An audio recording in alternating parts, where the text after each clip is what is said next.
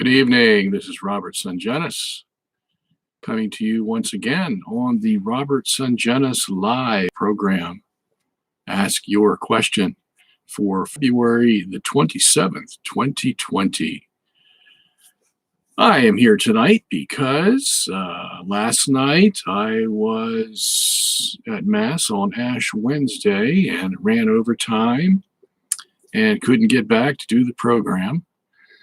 So I told Jonathan, our moderator, that we would do it tonight, Thursday. Never did it before on Thursday, at least the full religious science program. But here we are to do so and answer any of your questions, as you know, regarding Catholicism, religion, science, creationism, evolution, geocentrism, the Bible, anything of interest along those lines that you would like to discuss and have a question about. I, as your host of the program, will endeavor to answer your question with my expertise. 45 years in the areas that I write about, and I know a fraction of what there is to know, but that fraction may help you. And that's what we're here for tonight, to help you lead your Christian life and love, know, and serve the Lord, and know how the world works that He put together and gave to us to work for 6 days, rest the seventh, and wait for the time when He will come back and take us all to the heavenly kingdom, the eternal kingdom that we're all waiting for, with our new resurrected bodies to meet our soul and live happily ever after, to put it in a colloquial sense. So the last time we were together, and as you know, we are together on Tuesdays and Wednesdays normally from 8 to 10 p.m. Sometimes we spill over and we have the last 3 or 4 programs till about 10:30. And I'll go as long as I can, as long as I have energy. But at my age, we start getting tired, So I have to, take care of my health as well. I do take my vitamins so that I can be here on these nights and do what we can to answer your questions.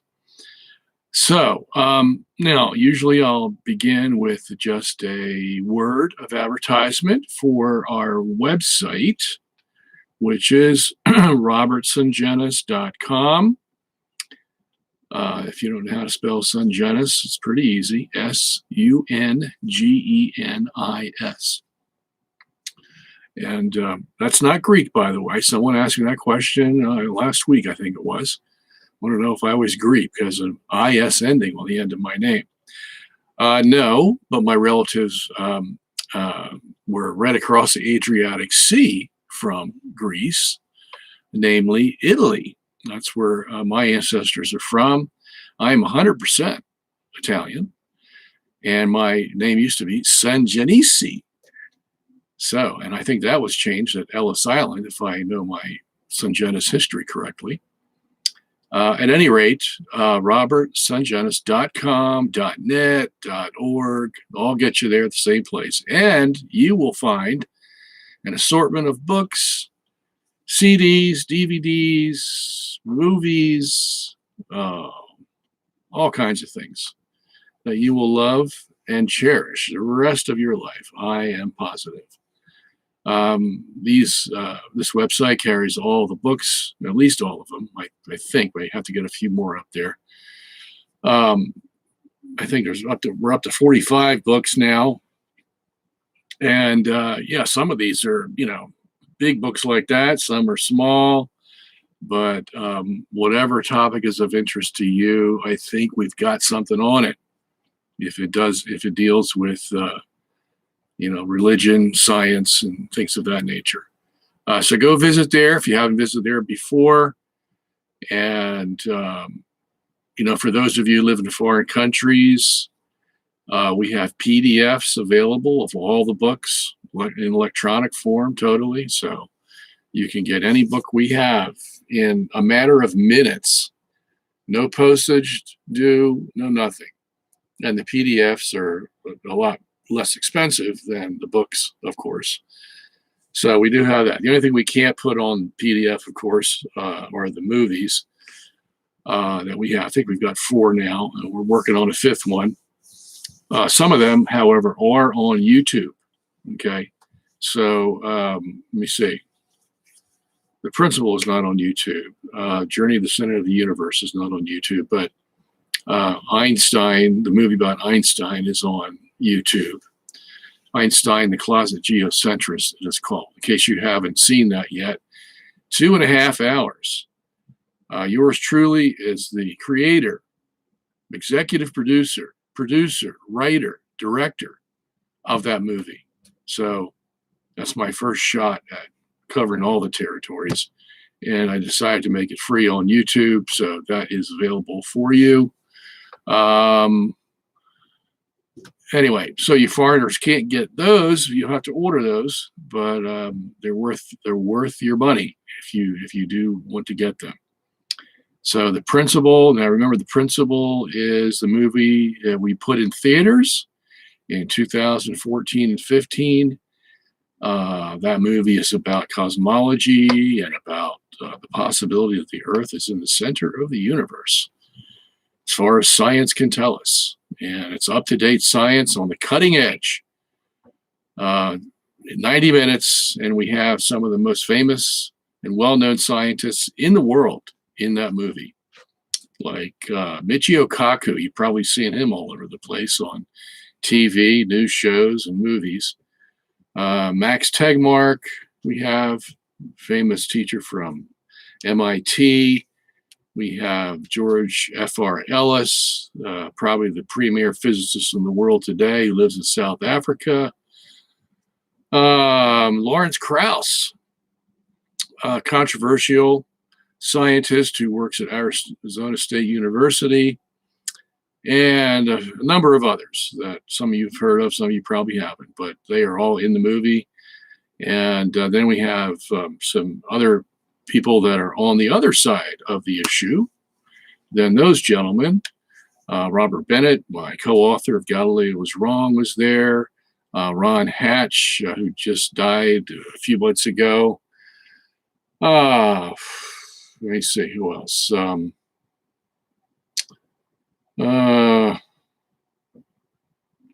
Martin Celebretti is there, my good friend. And who else? Trying to remember the guy from Canada. I forget his name. Anyway, all available for you. And the sequel to that was Journey to the Center of the Universe, 4.5 hours of documentary about cosmology. And what else do we have? Just a forewarning for any of you who order books from the website. It takes a little longer than usual. Okay, we're not Amazon, and we're certainly not Amazon Prime. Our books are made to order. Okay, so that means that when you make your order, you pay your fee, and it comes to us probably the next day. Then we send that right into the printer, and the printer makes your order out individually. So if you order 10 books, he prints your 10 books. They can do that nowadays. Okay, things have changed a lot, and keeps me in business, that's for sure. But they're made to order, so it takes a little longer to make them and then send them out. So, if you order something, don't worry, it will be there. I've only had a few occasions out of thousands of orders where somehow it doesn't get there, and that's usually to some obscure foreign country. And we had one from, where to Spain. It didn't get there, and we had to follow up on that one. And we got an order last week from Liechtenstein, and hopefully that one will get there. And I'll hear about it if it doesn't get there. But a lot of foreign countries, sometimes the mail, Italy, they're horrendous. Who else? Australia, they go right to Australia, no problem. It only cost us $15 to send a book, which is pretty good for a continent that's underneath the world. Where else? Anyway, so just when you order, don't worry, it will be there, okay? And if we flub up an order, we sent you the wrong book, or last week we sent a paperback and it should have been a hardback, we'll take care of that for you. We'll give you the book free of charge, and we take care of our customers. So just want to let you know all that. All right, so we have some questions that I didn't get to on Tuesday that I want to. I haven't even read your questions. I just copied them out. I was busy all day today, and there are 6, 7 pages, 8 pages. My goodness. Some of these are just comments. So I'm going to look at these because I promised you that I would answer them last show. And so I will keep my promise. And I see somebody down here says, what do you prefer, a Pepsi or Coke?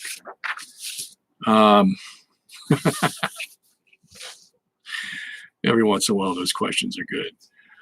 All right. Now, I did invite my foreign patrons to write in their question, okay, because this particular person says, you can't stay up to 2 a.m. in the morning in Poland to listen to the program. So I said, all right, let's do this. You foreigners, wherever you're from, you can write in your question, okay? Just one question. Don't ask me a whole series of questions, A, B, C, D, E, because that ends up being 7 questions I have to answer. And not that don't get me wrong. I enjoy answering your questions. It's the love of my the love of my life as long as my voice lasts. But I just have to make room for everybody. That's what I mean. Okay. So one question I can deal with, and I can go on to the next one. All right. So here's the first one we got from one of the foreigners. And I put this up top because I've been going back and forth with him. His name is Lucas from Poland. Anyway, he says this: justice and forgiveness. It is often said to love your enemy, to forgive people who persecute you, to ask for forgiveness from God towards those people, etc. Bear in mind, we're not speaking here of somebody who seeks forgiveness from us, but people who still hate us, and they do not think of changing their attitude toward us at all. However, at the same time, God will not forgive anybody who does not seek for forgiveness. A person must turn to God, change his life, and only then he will be saved.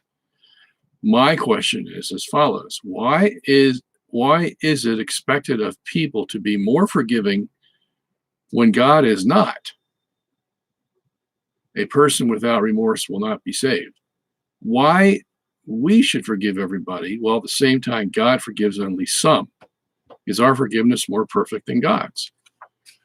Now that is a fantastic question. Okay.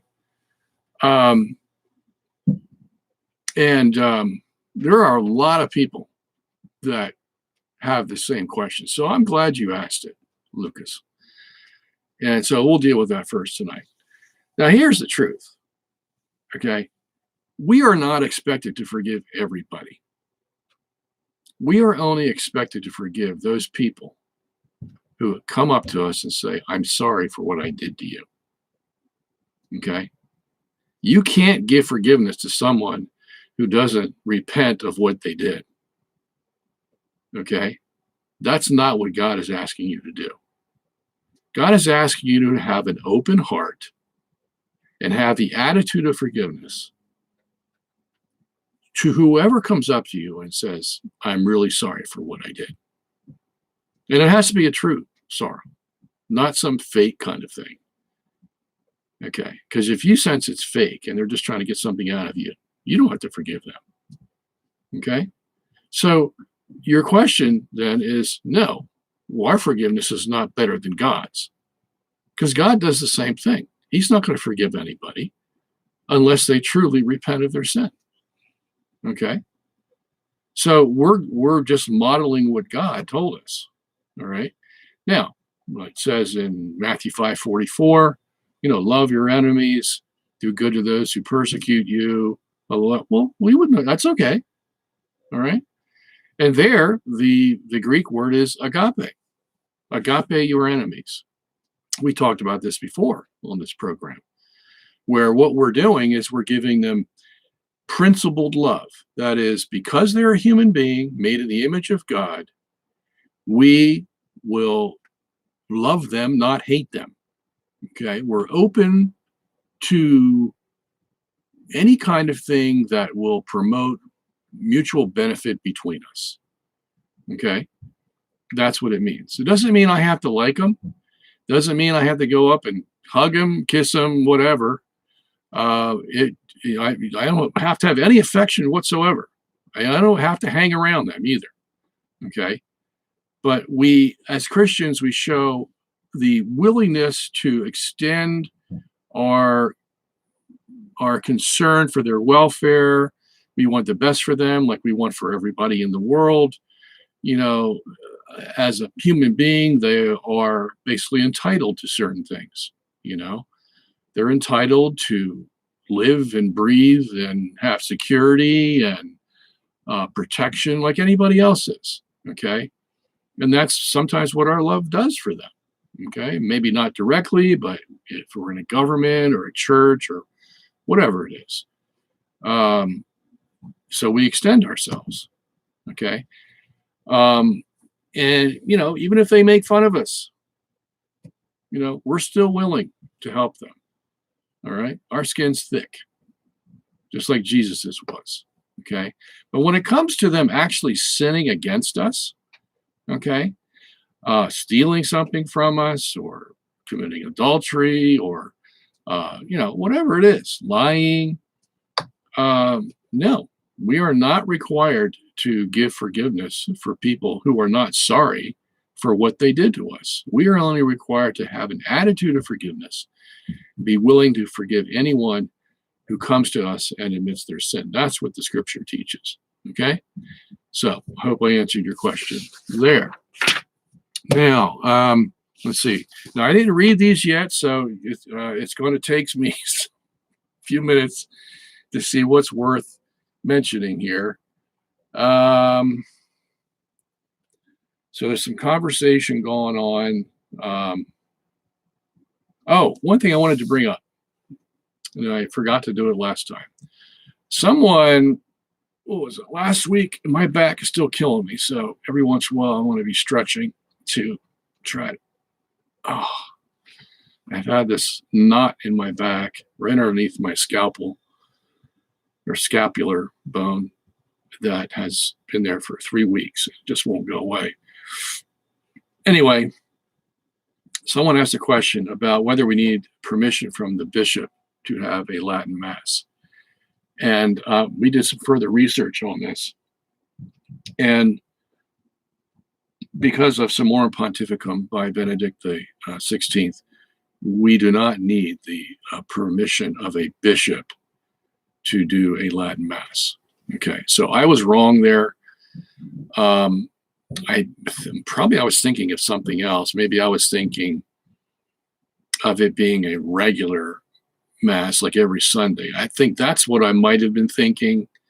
And even then, I needed to check that out, because let's say, there's a difference between the priest and a group of people in the congregation who want to get together and have a Latin Mass. So you don't need your permission for that. But as opposed to having the Mass like every week, like Sunday at 5:00, we're going to now meet for a Latin Mass. I'm still not sure about that. So I want to investigate that aspect of it. Because I don't know if you would need the permission of the bishop or not, if it becomes a regular schedule for the church, because the bishop is supposed to divvy out the Latin Mass in his diocese so that he knows where it's occurring. And if people call the diocese, they can send them to, St. Anthony's, because they're looking for the Latin Mass, and St. Anthony's is known by the bishop to have the Latin Mass at 5 o'clock every Sunday. Okay. So if he's out of the loop, if the bishop is out of the loop and, you're performing the Latin Mass every Sunday at 5 o'clock and he doesn't know it, well, that's not going to sit too well. But I don't know exactly what his authority is there. So we need to research that. But by and large, if the priest and the people want to have a Latin Mass, they don't need the permission of the bishop. Okay, so just wanted to make that correction. All righty.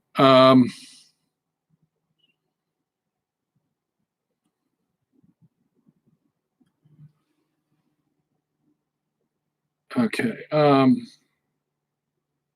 Someone says, where does the coming of the great monarch and pope, the Antichrist, the conversion of the Jews, and the 3 days of darkness fit into the end time sequence? Well, I'm glad you asked this because none of these are, except the Antichrist, prophesied in Scripture. All of the other ones, well, the conversion of the Jews, but I'm going to tell you about that one. But the great monarch and the darkness of 3 days, they're from private prophecies. And so they're not in Scripture and not in the Fathers. So I'm very skeptical about them. As a matter of fact, if we were going to look real close at the great monarch in France, apparently this has already been fulfilled, but they didn't recognize him, is another way to interpret that issue. And so I'm not going to deal with that. The conversion of the Jews, let me just take a little time to deal with this, because if we get this one wrong, then that means, except for the Antichrist coming, Jesus can't come back at any time if we have to wait for the conversion of the Jews. And so I think this whole thing is wrong, all right, just to be right up front with you. And that is because, and I have to go through a little bit here, it might take about 10, 15 minutes, okay? But this is very important. In the early church, some of the early fathers followed some of the apocryphal literature at that time that was teaching that there's going to be a conversion of the Jews at the end of time, okay? But what they were looking for was a millennial kingdom for the Jews. In other words, the way it was going to happen, as the way they saw it, was there would be the church age, okay? Then Christ comes back and at his second coming, and he sets up his reign in Jerusalem, in literal Jerusalem. And the Jews are reigning with him over the rest of the world. And this goes on for 1,000 years. And they get the 1,000 years from Apocalypse chapter 20. And then after the 1,000 years, then the end comes totally, and then everything is whisked off into the eternal state, okay? So there's a lot of apocryphal, pseudepigraphal literature talking about that in the early centuries of the church. Unfortunately, some of the fathers picked up on this, and among them were Irenaeus, Papias, Tertullian, Lactantius, Justin Martyr. Okay, so there's 5. And some of these are prominent fathers in the early church. And they were teaching that, what I just described to you, that there's going to be the church age, then Jesus comes back, sets up his kingdom in Jerusalem, the Jews reign with him for 1,000 years, and then the end comes, okay? And so, there was a problem, okay? And the first one to really recognize this problem from the early fathers was St. Augustine. And this is in the 400s. And he said basically, no, that's not what the Bible is saying. Okay. He said that we are in the millennium now. Okay. This is the 1,000 years, so to speak, but it's a symbolic period of time. And the Bible uses numbers symbolically all the time. And Augustine was from the school of Alexandria, and he had no problem seeing symbols and symbolism in the Bible, especially in prophecy. Okay. So,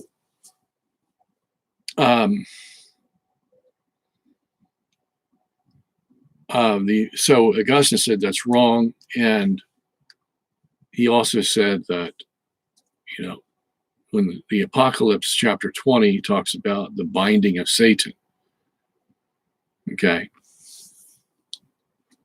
that started at the cross with Jesus. Okay, and there are many verses that corroborate with that. John 12:31, the prince of this world shall be cast out. John 16:11, the prince of this world shall be judged.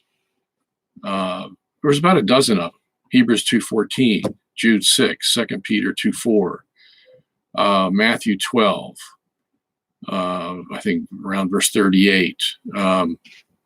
All these are showing Satan's demise at the cross. When the old covenant was revoked, the new covenant was now in place. Satan was bound, and the gospel is now is able to go out to the nations of the world. That's why we can have Pentecost, because Satan is bound. 3,000 Jews are saved on the day of Pentecost. Okay. Because now the Holy Spirit can come because Satan is bound. Satan has no control. Well, he has control. He has some control, but not as much as he did before. Okay. And he will not have his control completely taken away until the end of time.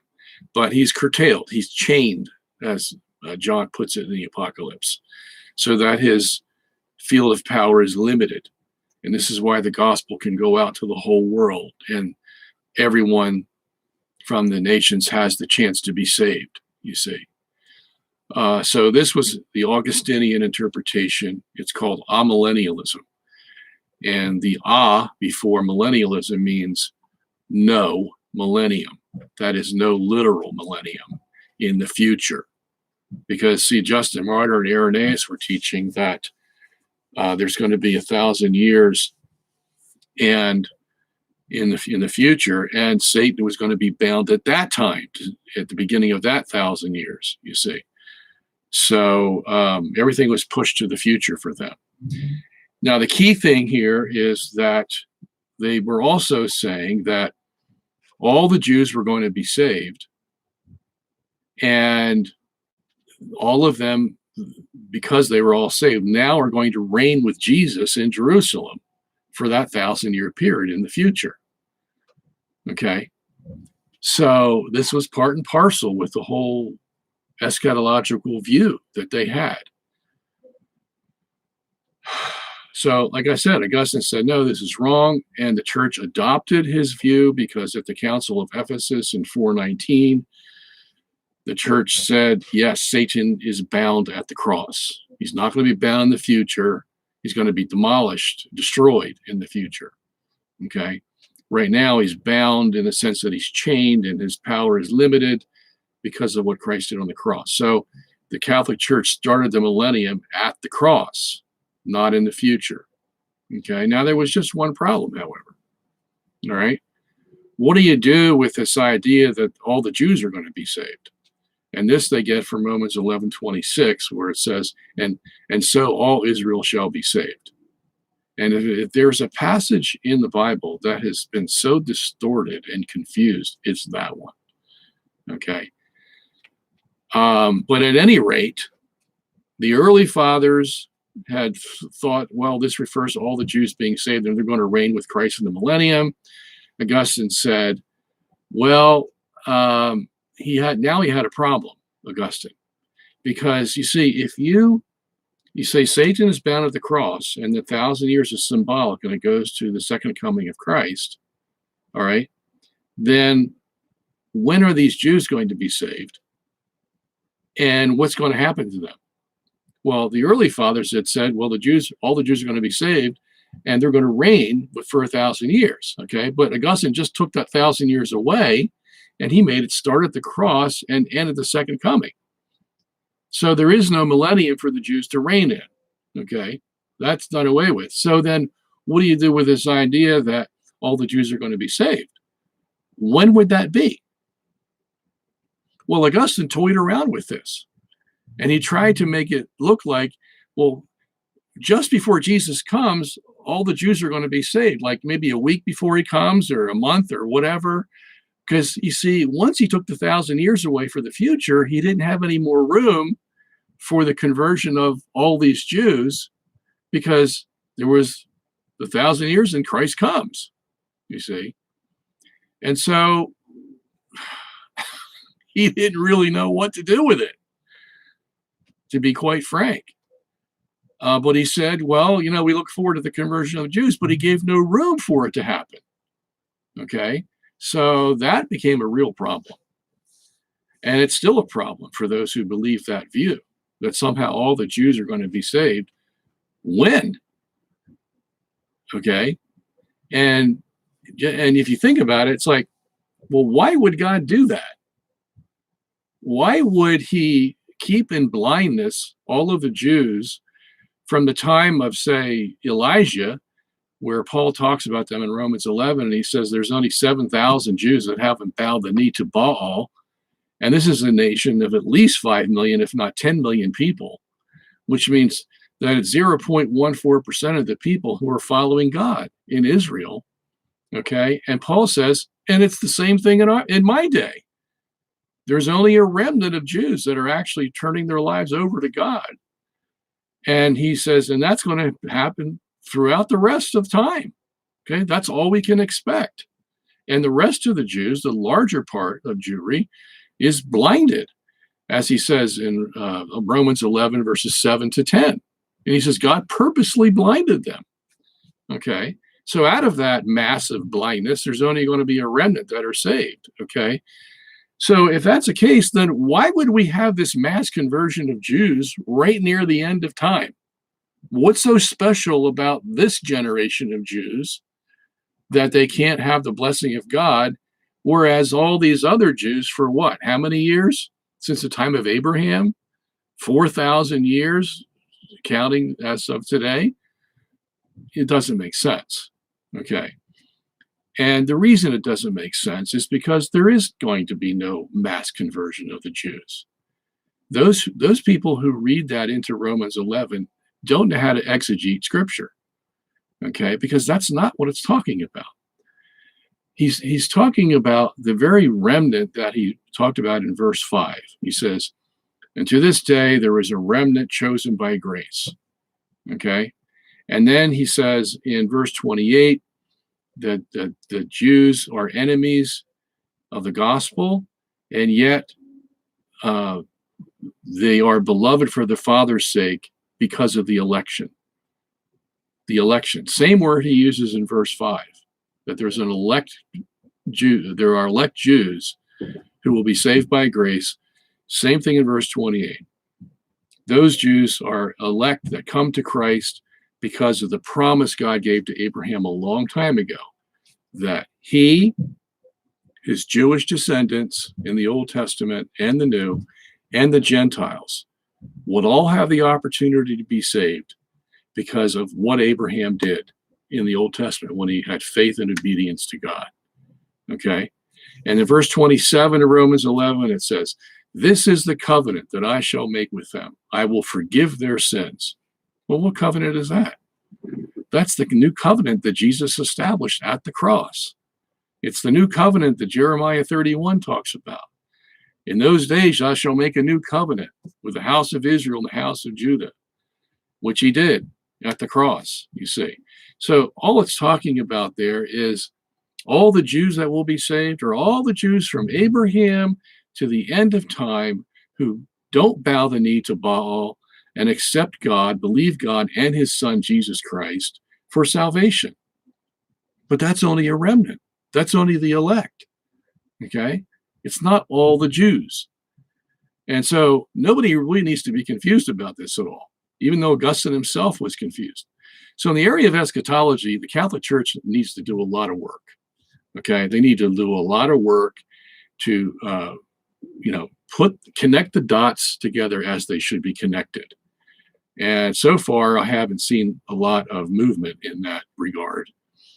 So there's a lot of misconception out there about how the Jews fit into this whole plan. And if you haven't heard it before, you heard it here first. Okay, so I'm not going to make any apologies for it. And the Antichrist, we covered that a little bit ago, and you can read up on that in my new book out, Colossians, Philippians, and Thessalonians.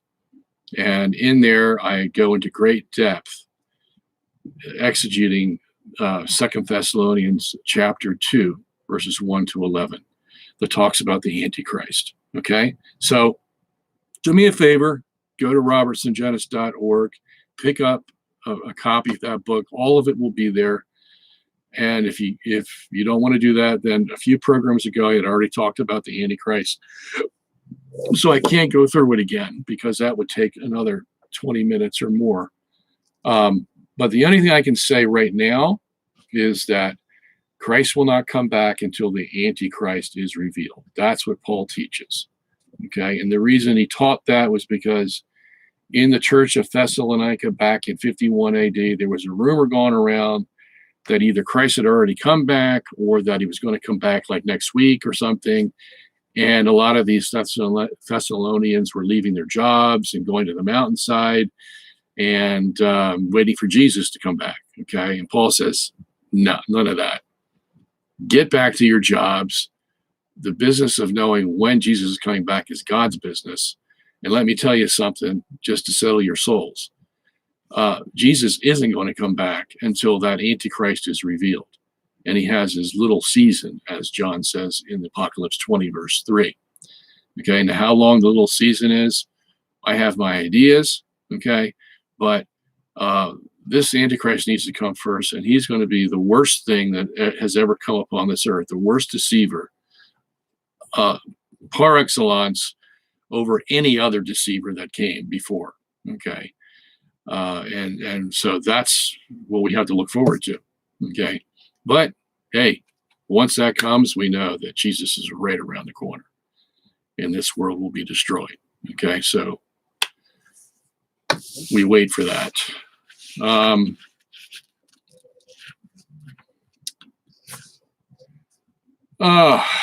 Mr. Sungenis, what argument can I use to corner a Jehovah's Witness? Go to John 1:1, okay?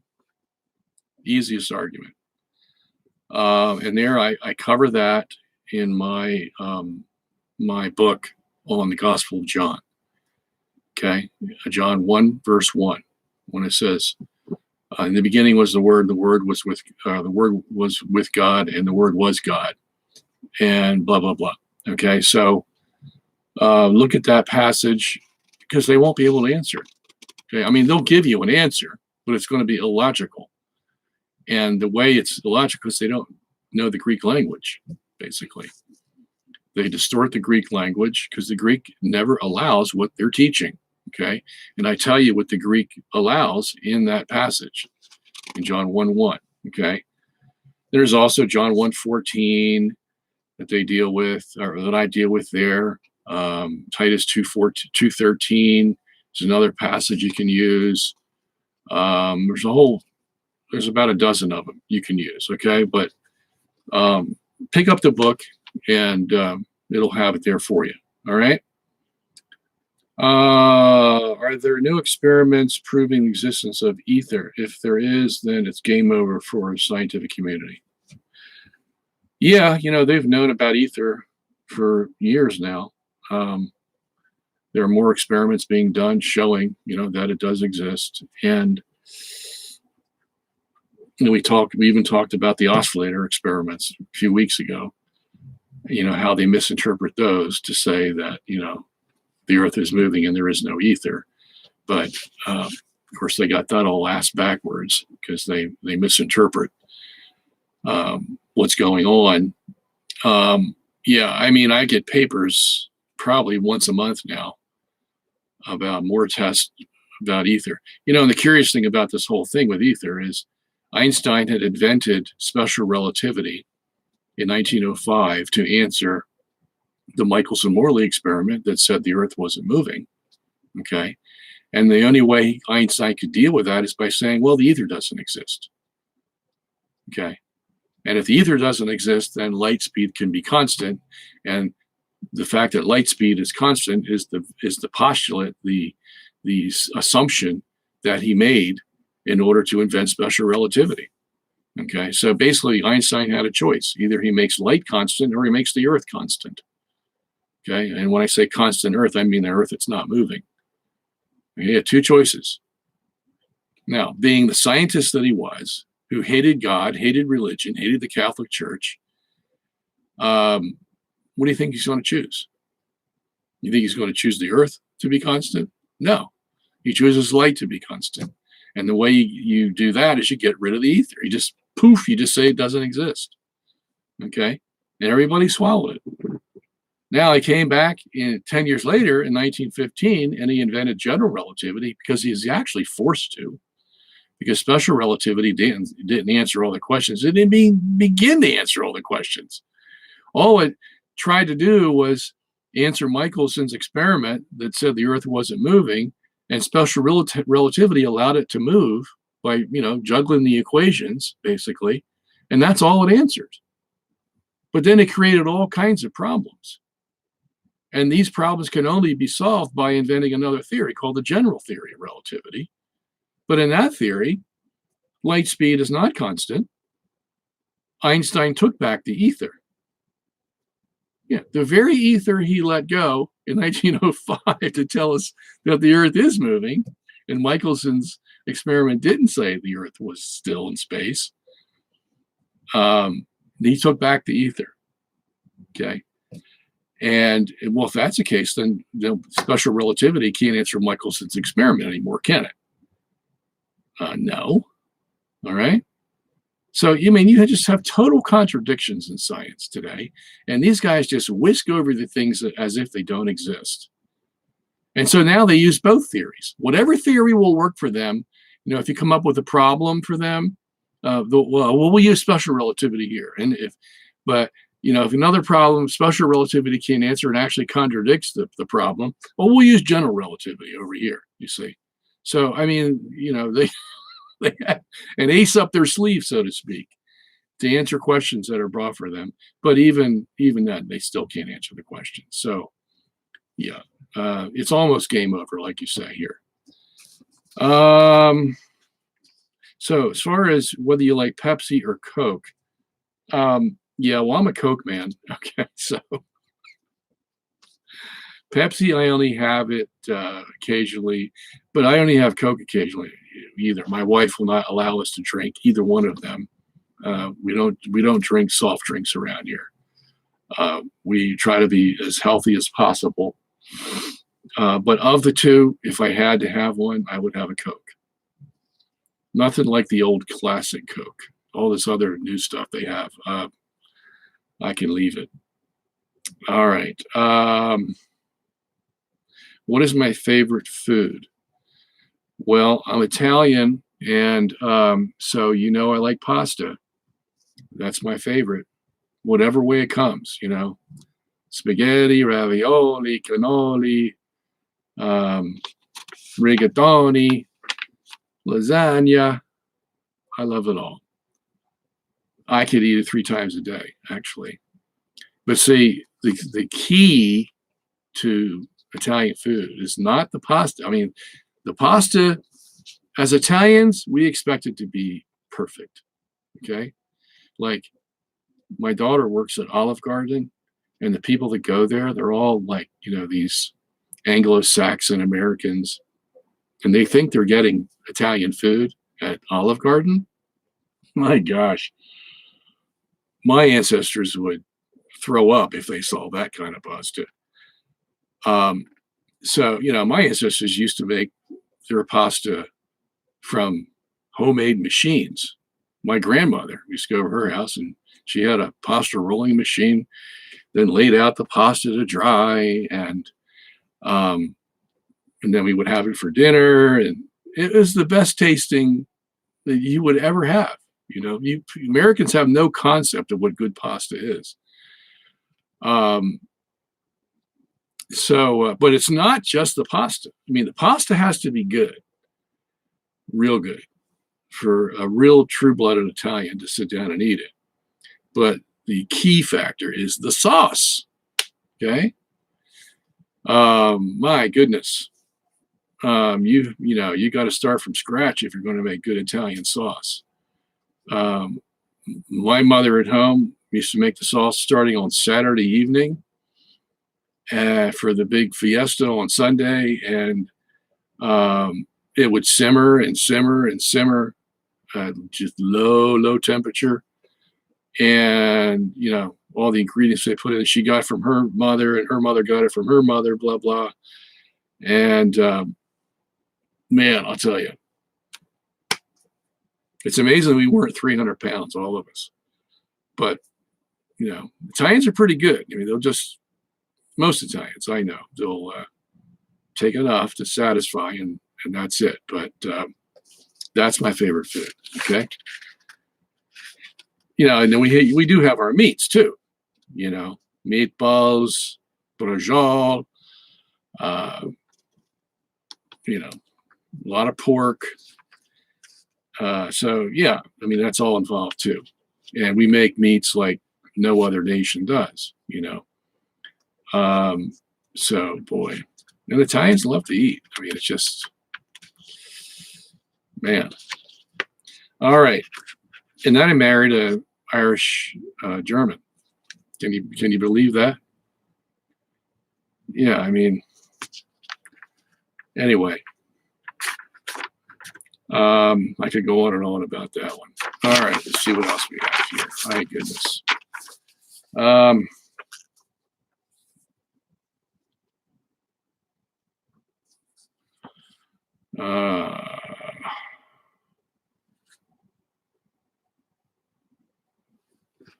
Let's see, a lot of conversation going on here. Somebody's talking about putting Dorito chips in a sandwich.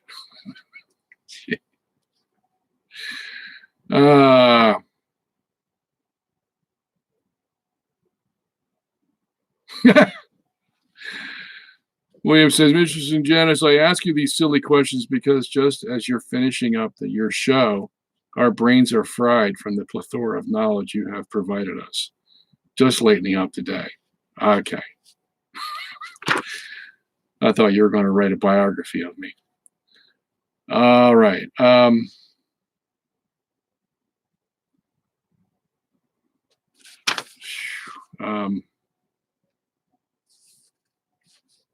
Sorry to delay this.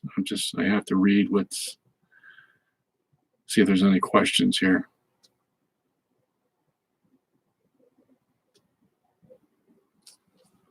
All right, so somebody asked, in Genesis chapter 4, it talks about the beginning of technology and civilization being started by Cain's descendants. Can you speak about this?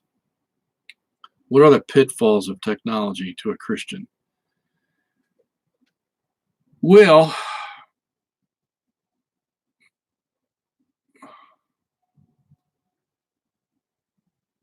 yeah, so unfortunately, because we are sinful, we have the proclivity to sin from Adam, which is called concupiscence. And because of that, and until man conquers his own sinfulness, every object that he invents is just going to be another way to sin. That's what it will eventually be used for that. Okay. Sometimes indirectly, a lot of times directly. So the more technology we have, the more men are going to think of ways to sin with it. That's the problem. Okay. Now they think that the technology is going to improve mankind. But in reality, that improvement only goes so far. Also, men think that the more technology they have, the less they need God. Okay, it's just like a rich man. The richer he is, the less he needs God. Okay. So the more technology they have, the less they need God, the more sophisticated they think they are, the more they think they can answer all the problems. And God sort of, left out of the picture. Okay.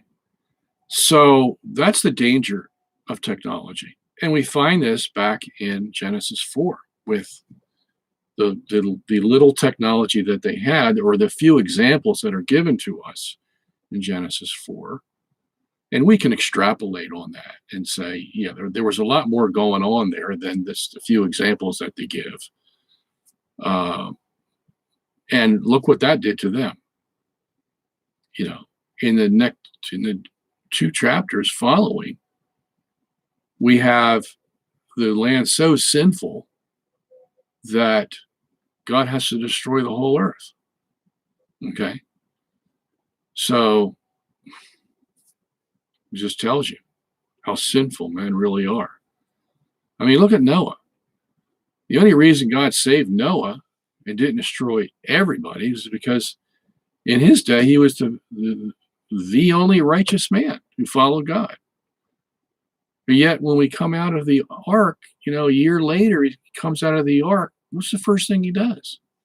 He gets drunk. And maybe somebody could say, hey, what would you do if you had to spend a year with these stinking animals in an ark, with your ship bobbing up and down, and you don't know one day to the next, well, maybe you're right. Okay. I might have had a few to settle my soul, but getting drunk, well, that's a sin. And then look what that sin led to. His son,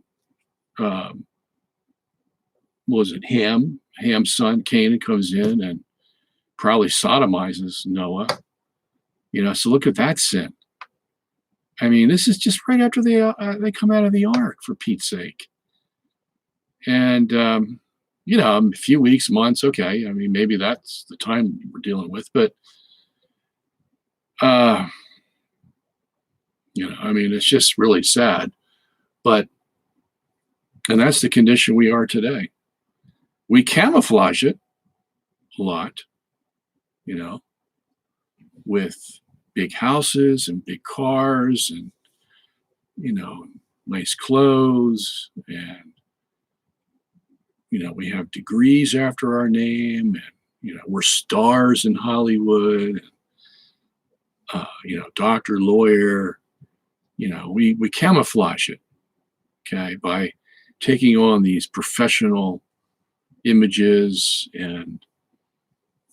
but underneath, just scratching below the surface of all the hoity-toity, there's some real sin going on. Okay. So has the technology then helped us? It's helped us to sin faster. Okay. And then for those who are good, the technology can be used for good. And that's the problem. Is that whatever something can be used for good, it can be used for evil too. Okay. And just look at the pornography that's over this thing called the internet. My goodness. I think I heard that 80% of the downloads from the internet are for pornography. 80%? My goodness gracious. Okay, so there you go. I hope I answered your question. All right, so I'm going to put this aside right now and come back to it later, because I You know, what I should do is I should check this to see who had questions and who's just commenting. So, but let me go to our board here and see what our first question is.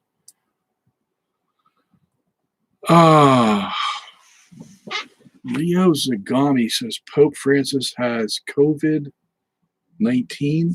I don't know what that is. So I'm going to skip that one.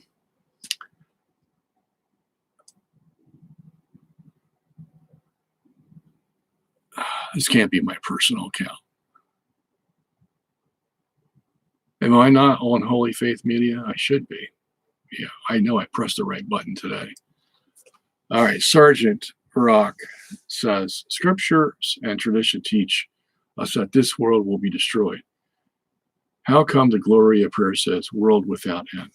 It's surprising how many times I get this question from people. I guess it's confusing. Yeah. What it means is that when this world ends, it's not going to be the end. Okay? I mean, it's not like this is it, like a lot of atheists believe today. You know, when this universe is, or when this earth or universe together are, you know, reach their end, that there's nothing after that. Okay? Or they believe that, you know, their life is it. Once they die, there's no consciousness anywhere else. Okay, that's what they believe. Okay, we don't believe that. All right. If it's not this world, then it's the next world that we're going to have conscious existence, and that's what it's all based upon: is conscious existence. You know, because you see, you feel, you taste, you hear. Okay, you think. That's conscious existence. Okay, so that's what it means. Is that, you know, there's more to it than meets the eye, so to speak. Okay. All right. Can you talk about Garabandal? Is it an official apparition? No, it is not. And you take everything out of Garabandal with a grain of salt. Okay. Anything that's not approved by the church, you know, it's probably approved by the devil. Okay. Not all the time, but I need to say that because a lot of people get hooked up on these things and they don't know whether they're true or not. And there are a lot of aberrations, a lot of weird things that go on in these so-called apparitions that are not approved by the church, which is the very reason the church doesn't approve of them. Okay? Let the church be your guide. All right? That's why she's there. So, you know, be very careful with that stuff. In a geocentric model, since the Earth is not moving, does it mean that satellites are not in motion, meaning stationary? No, not necessarily. Okay. There is one satellite that would be stationary, hovering over one part of the Earth, and that's a geosynchronous satellite. Okay, and this happens at 22,242 miles above the Earth, because everything's balanced, basically, at that altitude. Everything's balanced between the inertial forces and gravitational forces in space and the gravity on Earth. Okay? Any satellite that is closer to the Earth, let's say 10,000 miles, it's going to have a speed to fight off the gravity of the Earth. Okay? You know, and the closer it is to the Earth, the faster that speed has to be. Okay. And the further away it is, the less it would have to do that. Okay. Now, as a matter of fact, everything outside of 22,242 miles is going to go actually off into space. Okay. Because there isn't enough gravity of the Earth to hold it there. As if it has a force moving it, there's not going to be enough gravity to hold it in a position. Okay. It all happens at 22,000 miles. All right. Hello, sir. What article, essay, and by the way, these things are true whether the Earth is rotating or not. Okay. Because the rotation of the Earth doesn't increase the gravity of the Earth. It's still the same whether the Earth is rotating or not. Okay. So What I say for the heliocentric system is also true for the geocentric and vice versa in regard to these satellites. Okay. All right. Hello, sir. What article essay would you recommend to summarize Catholic doctrine of justification and biblical patristic evidence for it? My book. My book, Hugh. Best book ever written on this subject. 775 pages of nothing but justification and the biblical and patristic evidence for it. Okay? That book is called Not by Faith Alone. I wrote that in 1997. 23 years ago. So, yeah, everything you ever wanted to know about justification is in there. And I threw the whole kitchen sink in there when I wrote that. And you can get that off of robertsungenis.org or .com. And you can get it in paperback or hardback. Okay. I think the paperback is, I don't know,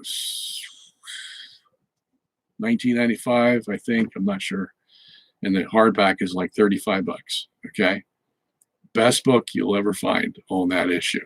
Okay.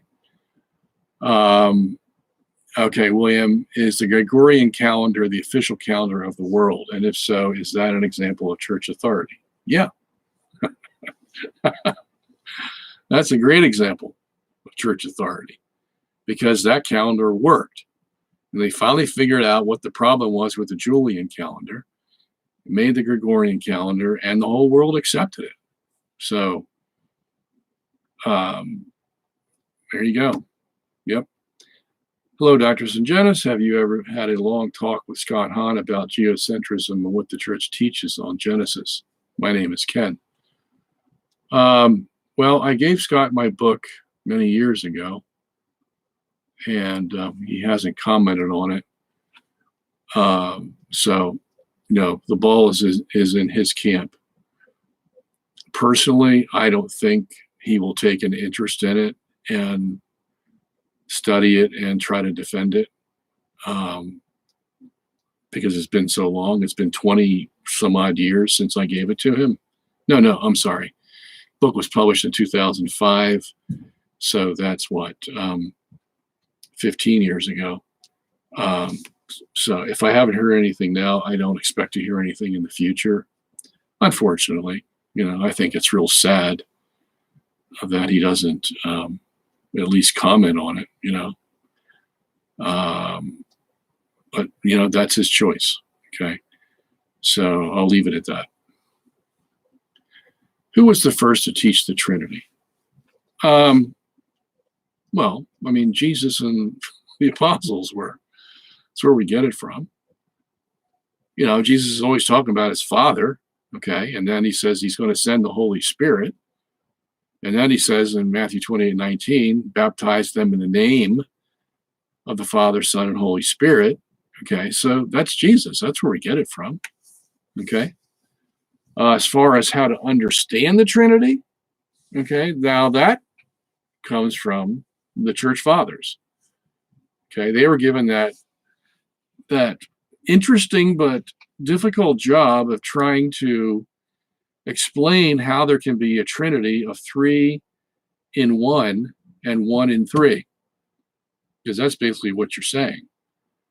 I had a professor in seminary many years ago who went crazy trying to figure out the Trinity. One day in class, he starts rocking back and forth, going 1 in 3, 3 in 1, 1 in 3, 3 in 1. It was sad, but that's what happened to him. And this guy was a genius. He had 2 PhDs, one in mathematics and the other, forget what it was. But I was a friend of his. But yeah, he went crazy. And he was crazy for a few years and then recouped and came back and taught. But that was their job. The fathers had to figure it all out. And basically what they ended up saying was, we can tell you what you can't say about the Trinity, but we can't tell you what you can say, except there's 3 in 1 and 1 in 3. Okay, so there you go.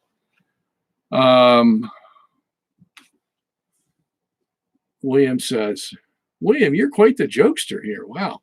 Who will win in an arm wrestling contest, Pope Francis or Pope Benedict? Oh, come on.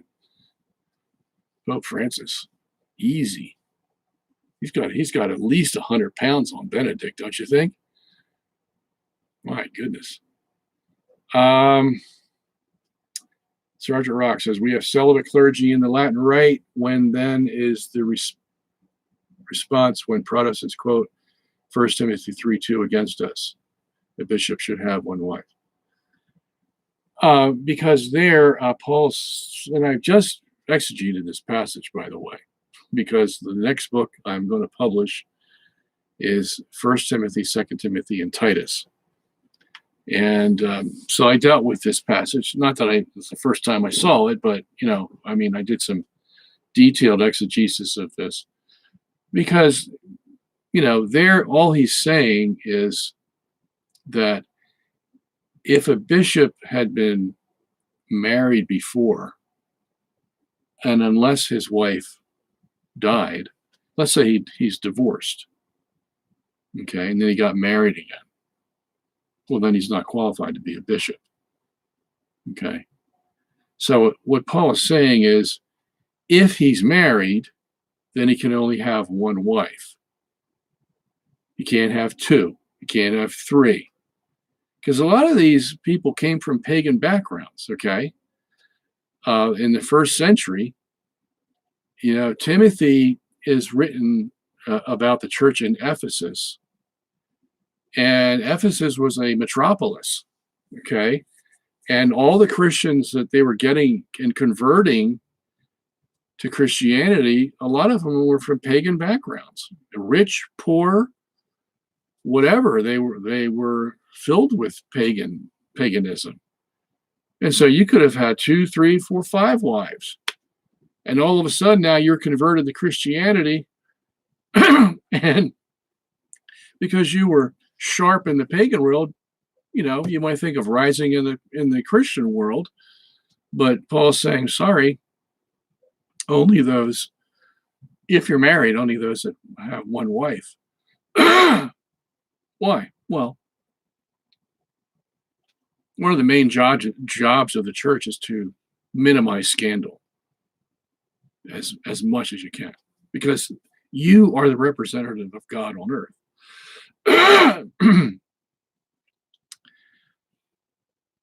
And if there's any hint of scandal, yeah, you can about say goodbye to the converts coming in, because they're going to say, what makes you any better than our pagan religion? Yeah, we got a real problem with that today, don't we? Yeah. A lot of these priests, homosexual, pedophiles, and whatever else they're into. Boy, talk about a scandal. No wonder we don't have enough priests to go around to fill the churches. We have to have, hope my voice lasts here now. We have some priests covering 2, 3, 4 churches because there's no priests. Okay. Most of our priests now that keep the attrition level reasonable is, or are, South Korea and Nigeria. All the rest of the countries are below attrition level. So that's the most important thing. All right. And that's why in that same chapter, he's given all the qualifications. It's not just you have to be the husband of one wife. There are like 9 different qualifications you have to fulfill to be a bishop. All right. So you've got to be the cream of the crop, basically, to be a bishop. That's what Paul is saying. And he does the same thing in Titus, but that's another chapter. But I think you have the answer here. How do you find your debate with James White? How did the crowds react afterwards? Well, I've had several debates with James White. Some of them, yeah, I knew the crowd was bothered. Yeah, I knew I did a great job. I knew I had nailed him in a corner and there was no escape. And I could see them running around talking about it. In one debate, the justification debate, the moderator knew James had lost that debate. But we've had maybe 10 debates. I'm not sure. I haven't counted them up. But yeah, there were some of them that the papacy debate was another one. The mass debate, I think. Yeah, because in the mass debate, I quoted from his own book, and it sounded just like Catholicism. I think he forgot he wrote it because it was published in 1990. And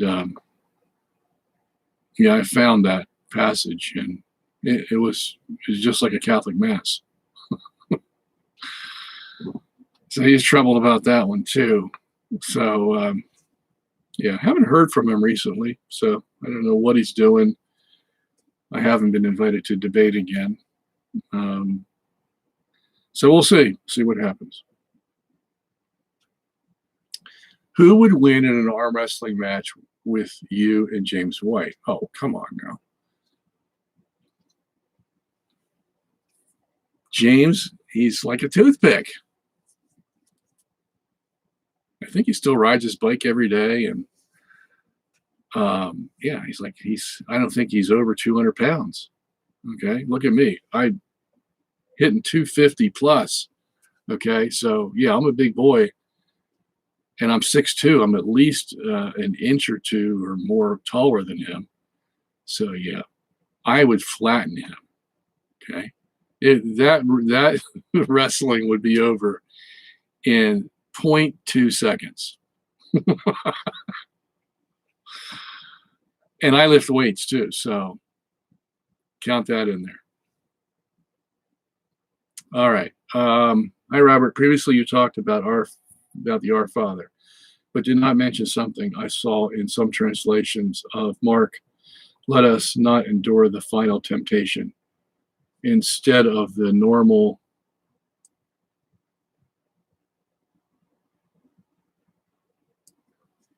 Is this a valid translation? I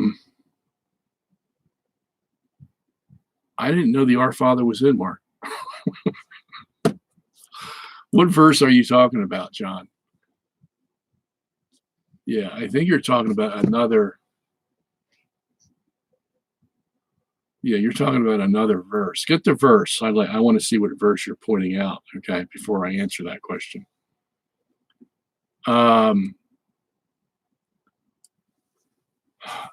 Sergeant Rock, again, if there is no salvation outside the church, where will the souls of Protestant apologists end, since they are not invincibly ignorant of the Catholic faith? Well, again, let me say, salvation is in God's hands, okay? I am not the decider, and I'm glad I'm not, of where somebody's going to end up for eternity, okay?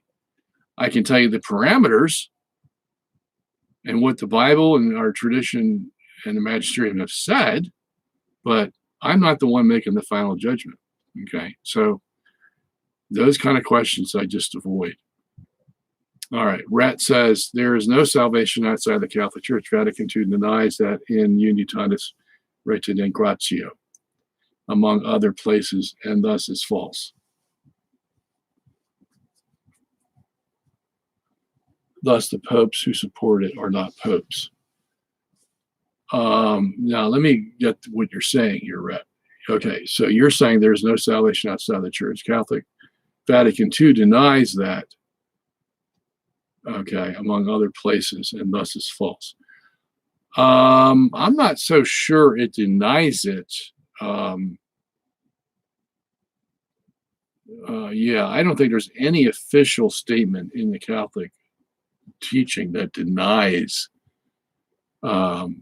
nulla salus ecclesiam. Yeah, you'd have to show me what sentence you're talking about there, Rhett.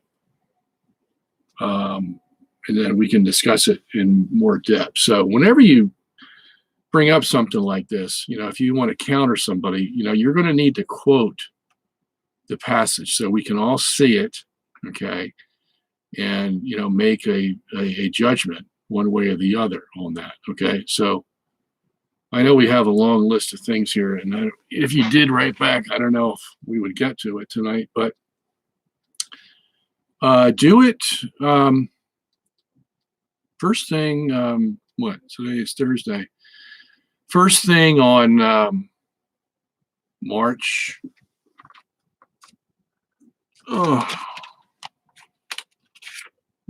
the 3rd. That's Tuesday, next Tuesday. So come back and try to get in at the beginning, and let's see the passage you have in mind, and so we can take a look at it. Dom has 3 questions. Now, Dom, you got to be fair to everybody else now, okay? Just ask one question, and but maybe they're all related. Who knows? Let's see. The alleged photo of a black hole. How would geocentrism interpret it? Well, black holes do nothing to discredit geocentrism. Okay, if they exist. Okay, and a lot of us have our doubts that they really exist because they're all mathematical derivatives. That's all they are. Okay. In other words, if you believe in general relativity and its extensions, then you're going to end up believing in a black hole, and then you're going to go out there looking for them. Okay. So all you see for a black hole is an empty space. It may be circular, it may not be circular, but the ones that are circular, they'll claim, well, there's a black hole. Okay. There's no light coming from it. They see light around it, and they think that because there's this hole that it's actually an entity that's even more massive than the light stars around it. Okay. That's all speculation. They don't know that. Okay. Then there's more speculation about how black holes, there's this thing was a couple of years ago where these 2 black holes were supposed to be revolving around one another, and then they finally came together and they made this ripple in the gravity of space-time, as it's called. And these 2 black holes were supposed to be 165 million light years away, and they sent out this gravity ripple because the black holes got together, sent out this gravity ripple, and we were supposed to have felt that gravity ripple as it passed by the Earth, and it made 2 different marks on 2 different graphs that were set in 2 different places in the United States. And wow, we have evidence of black holes because we saw those blips. Yeah, you can imagine how much possibility there is for chicanery in that one. Okay, so it really didn't prove anything, but so we could take it or leave it, because in geocentrism versus heliocentrism, it doesn't really matter. Okay, because they're actually in the same place, so to speak, in both systems. Okay, it all depends on what's revolving around what is the big question. Okay, is the black hole fixed and the Earth is rotating around it, underneath of it, or is the Earth fixed and the black hole's moving? That's all the concern is between geocentrism and heliocentrism. Okay. All right. Are viruses living things? as far as I know, as far as I've studied, yes, they're living things, just like bacteria. Okay. What's your take on the champ's microzema theory? And I don't have the rest of your thing here, Dom. Oh, and its apparent support of this idea. Yeah, I'm vaguely familiar with that, so I don't have enough knowledge and authority to speak on it, Dom. So I'm going to have to pass on that one. I did hear the guy's name before, and when I'm doing my stuff, I just have to be very judicious about my time. But I should have delved into it. Let me take a look at that, and maybe I can give you my opinion on it next time we're together. Bchap or Bchap.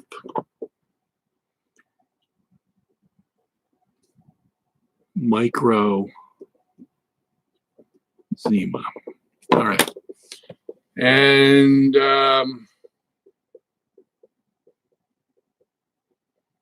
the relation between sin and sickness. Well, like I said, my father was a doctor, and he said that 80% of the people that come into his office, he was a general practitioner, he could cure with aspirin and a good talk and send them home.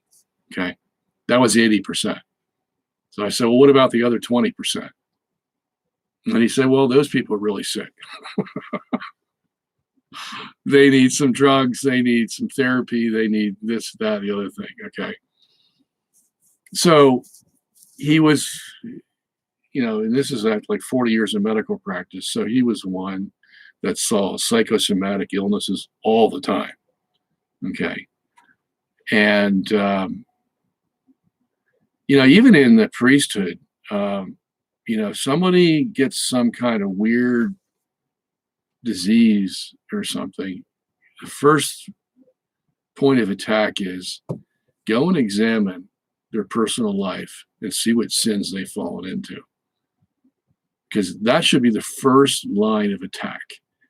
Because you got to get that out of the way to see if there is actually a physiological reason why they have a disease. Okay. Yeah. So most doctors I know, and I knew a lot of them because I used to hang around with them. I was going to be a doctor myself, like my father.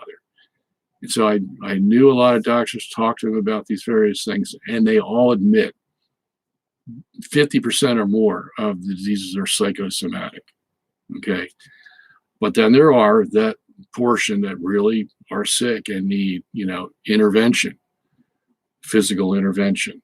Okay. So, yeah, most of them have admitted that. I don't know one doctor who has ever said anything different.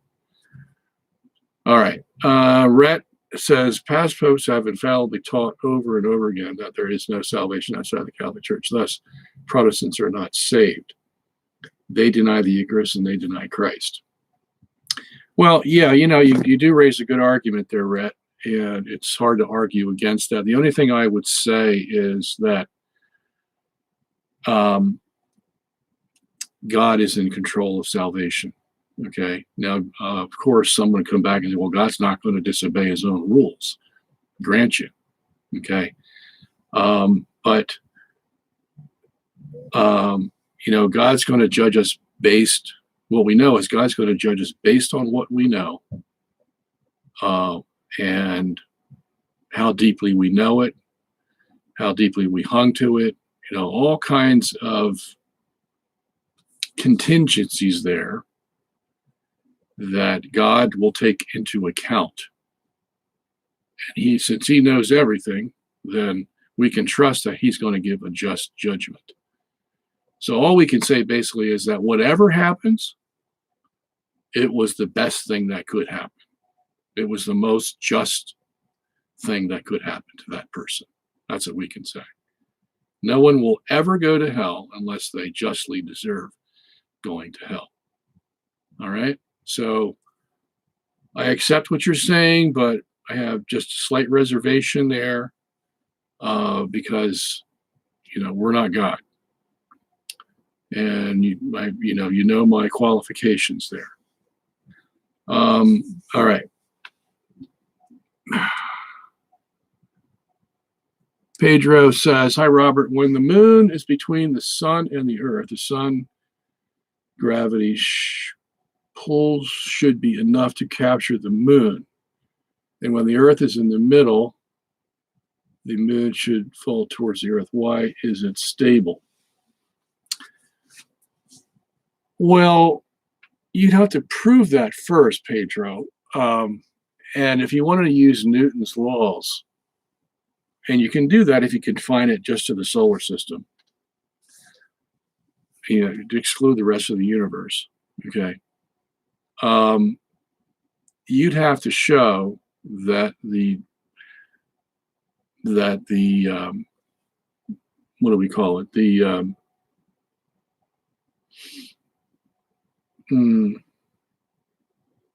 G-force, because in the heliocentric system, the Earth or the Sun is 93 million miles away. Okay, and the Earth is very close, 240,000 miles from the Moon. Okay, which makes the Moon, on average, 92,750,000 miles away from the Moon. Okay, so you're going to have to show, if this is what you believe, you're going to have to show by F equals ma, or the gravity equation of Newton, F equals gmm over r squared, that there's more gravity from the Sun than the Earth for a moon that is practically next to the Earth compared to its distance from the Sun. Okay, did you work it out mathematically? All right, that's what you need to do first before you assume that what you're proposing there is true. Okay, so I'm going to give you a little homework to do. That's your homework.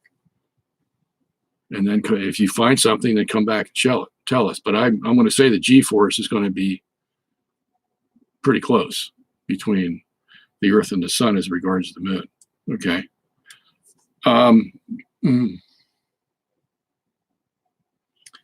Rhett says, the language of the Mass is not a dogmatic issue. The Mass could lawfully be said in English if a true Pope decreed so. It makes more sense to have it in English rather than Latin. Yeah, I agree with you, Rhett, there. If the Pope said so, that would be it. Okay. What they have said is that, each country can have it in their vernacular, which is not necessarily English, of course. It could be Spanish or French or Italian, whatever it is. All right. So Bryson says, you're a sedevacantist, Rhett? Why? And Rhett says, because a heretic cannot be a pope, and the Vatican II popes are heretics. Pope Paul IV infallibly taught this in his bull Cum ex apostolatos officio. Well, I would take issue with you there, Rhett. I didn't know you were a sedevacantist.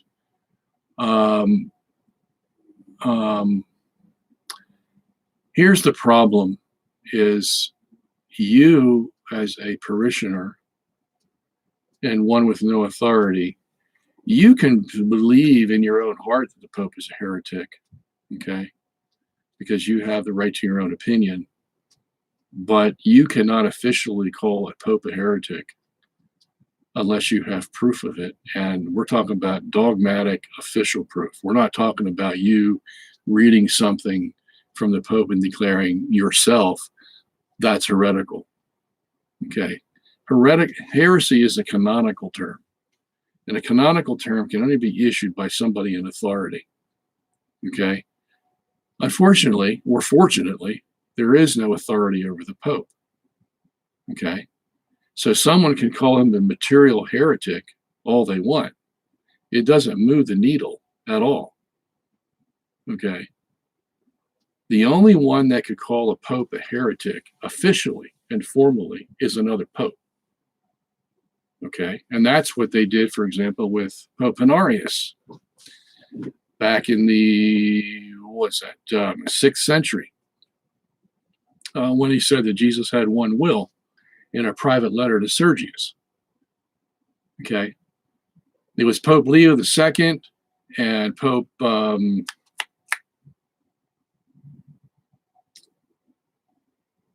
his name. 2 popes, 3 councils condemned him as a heretic. Okay, and each of those councils was presided over by the reigning pope.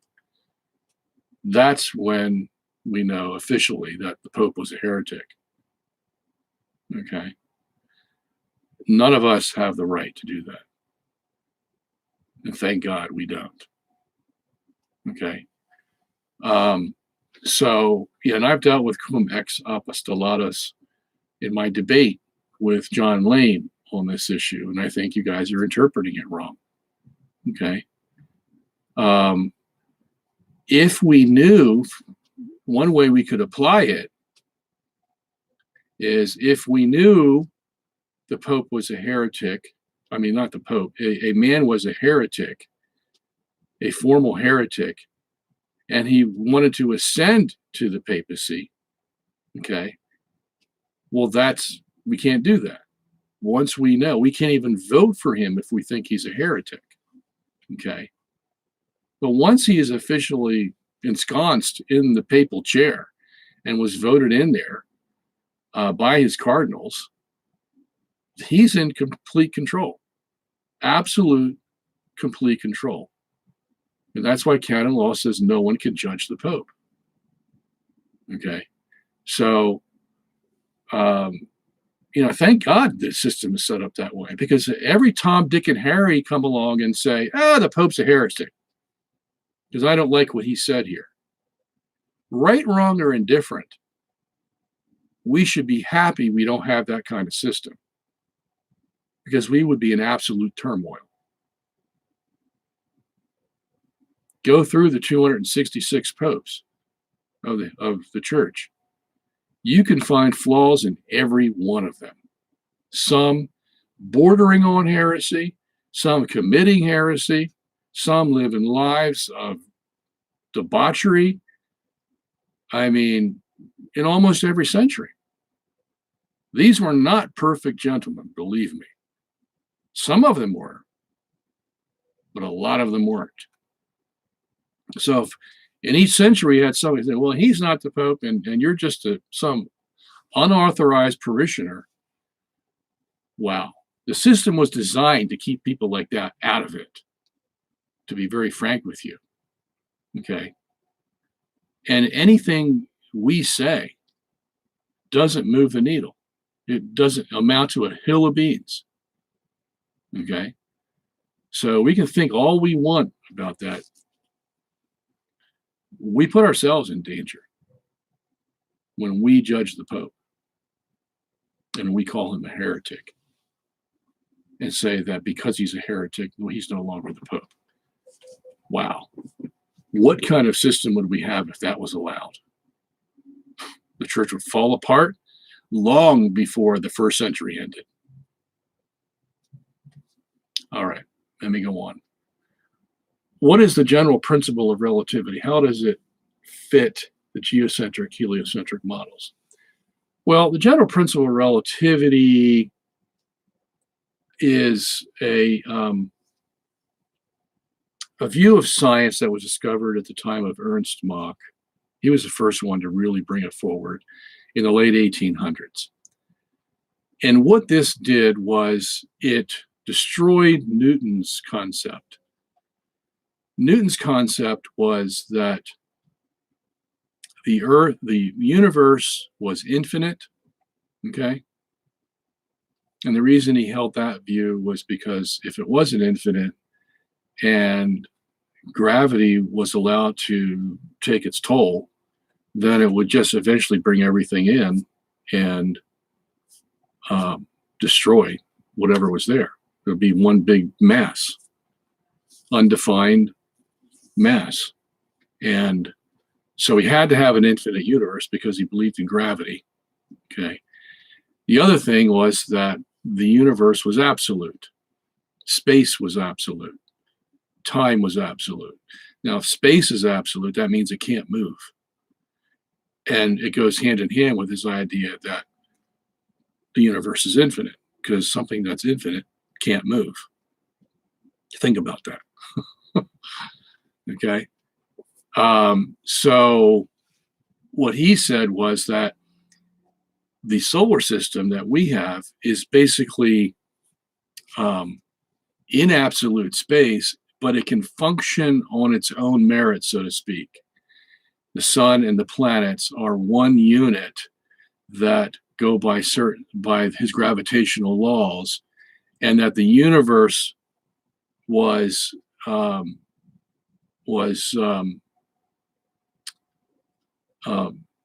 ineffectual in influencing what happened on or in our solar system.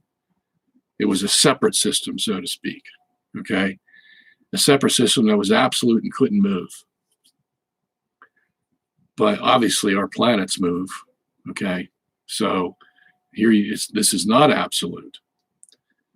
And so you can make laws of motion based just on what's happening with the sun and the planets. And if that's the case, and you have a object that has 99% of the mass of the system, and it's called the sun, well, that means that everything is going to be attracted to the sun, okay, as he admitted the planets were.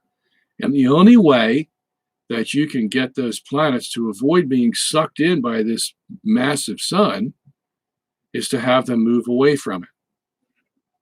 Okay. And not only that, but you're going to have to continue that motion. I mean, you just can't move and then lose power, so to speak, and then fall into the sun. If you're going to have this thing survive, it's got to go fast enough where it keeps going around this thing so that it's not sucked in by the gravity of it. Okay. And Newton called that inertia.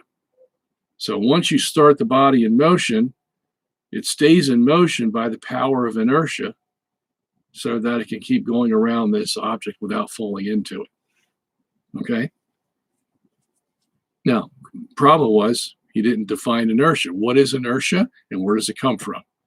That was one of his big problems. Okay. The other problem is he didn't know what caused gravity.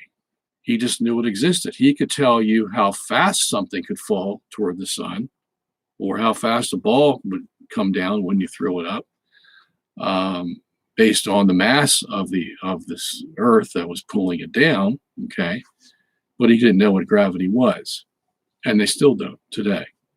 And now Einstein's general relativity had an idea what gravity was, but I'll get there in a second. I'm trying to tell you what the general principle of relativity is, okay? So Mach came along 200 years later, and he said, you know, this idea of Newton's that the universe is absolute and infinite and can't move, that's an assumption. And he needed that assumption to make his system work. Okay, he had to keep the solar system independent of all that was going on out there in the universe in order to make the Earth go around the sun. Newton himself admitted, though, that if there was a force out there and some external force, well, it could be the case that the Earth could be in the center and the sun would be going around it if there was enough force out there to balance out everything and make it happen. Okay, and I write about this in my book, Galileo Was Wrong.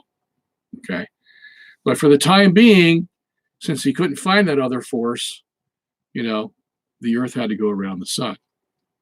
So Mach came along and said, no, you can't say the universe is absolute. That's where you made your big mistake. As a matter of fact, he said all motion is relative. And what he meant by that was, you know, you could have the Earth rotating in a fixed universe, like Newton said, or you could have the universe rotating around a fixed Earth. And that's called relative motion. See? And he also found out that the very forces that work in the system where the Earth is rotating in a fixed universe are also true in the system where the Earth is fixed and the universe is rotating around it. That was Ernst Mach. Einstein loved Mach's ideas. That's where he got the impetus to create his general relativity theory. Okay. And that theory, went on to make black holes and white holes and all this kind of stuff. But we're just talking about the general principle of relativity that was the basis for Einstein's general relativity theory in 1915. Basically, the Earth could be moving, or the Earth could be rotating, or the universe could be rotating. Either one could be true. Okay, that's the general principle of relativity. Okay, so from that, then you can build the whole geocentric system. You just have to get the proper forces that correlate with the heliocentric forces, and the system will work. Okay, so that's basically what it is. All right. Okay, let me go on here.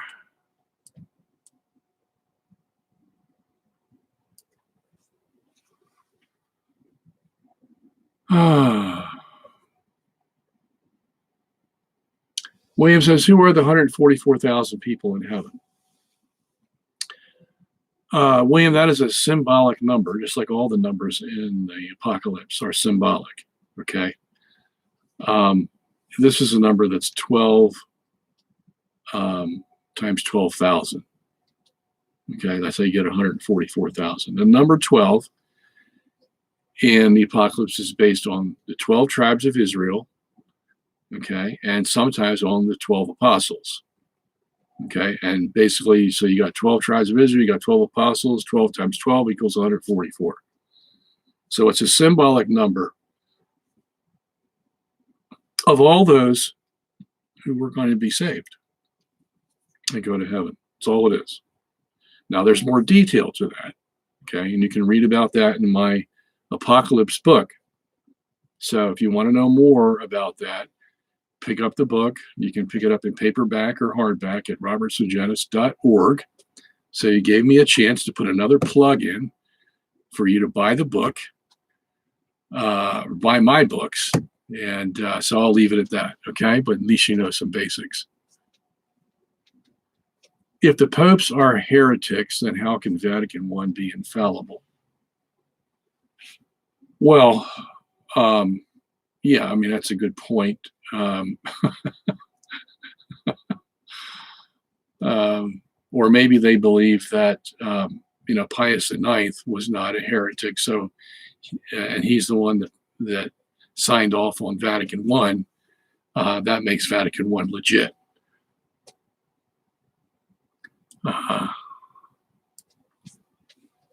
All right, so you guys are still discussing that. Let me go on. Sergeant Rock, you said that instruments used to detect the Earth's rotation need to be above ground. How come ring lasers buried 30 feet beneath can detect the Earth's rotation? And well, no other ether was detected. Well, ring lasers don't necessarily detect the Earth's rotation. They detect relative motion. Okay, that's the whole thing with the ring laser. It doesn't have a brain to say, oh, this is the Earth rotating. Because in physics, as we just described with the general principle of relativity, the Earth could be fixed and the ether or the universe or both together is rotating around the Earth, and that ring laser is going to pick it up as a movement. But it's just a relative movement, okay? Because all these things do is measure one speed against the other. They don't know where the speeds are coming from, okay? We do, because we can connect all the dots and figure it all out, and still we come up with two possibilities, okay? So anyway, and I don't remember saying that instruments detecting the Earth's rotation need to be above ground. I don't think I would never say that, okay? I think all I said was that if you have a satellite out there taking a picture of the Earth, some people pose this to me and they say, well, don't the satellites take pictures of the Earth and we can see it rotating? Well, no, we can't prove that, because if the satellite's out there, then it's going to be moving with the universe. And if that camera is moving with the universe and it takes a picture of the Earth, it's going to look like the Earth is rotating. Well, really what's happening is the universe is rotating around the fixed Earth. Okay. So, yeah. So, yeah, you can have ring lasers work in caverns, all kinds of things. They do pick up the motion because it's all inertial forces, and they go through anything. So you don't even need ether. I mean, you can detect ether with light devices, but a ring laser can it can detect movement of not just ether, but the movement of ether, and that would happen with the universe rotating around it because it carries the ether with it. So, all right. All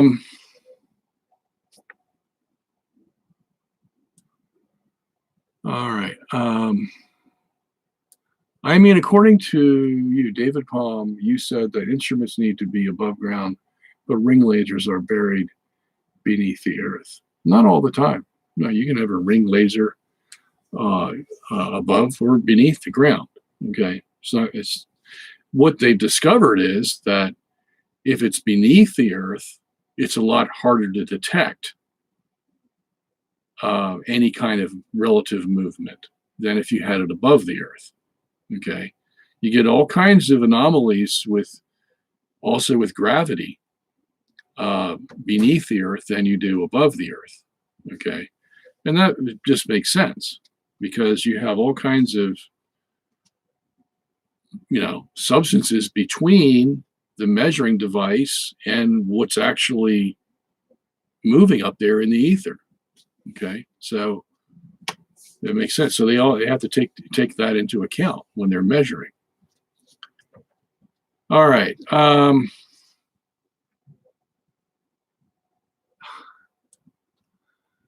Byron and Rhett are going at it.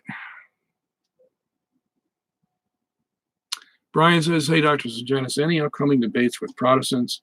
Your debates with James White were very helpful in my conversion to Catholicism from Reformed Protestantism. Well, thank you so much for mentioning that, Brian.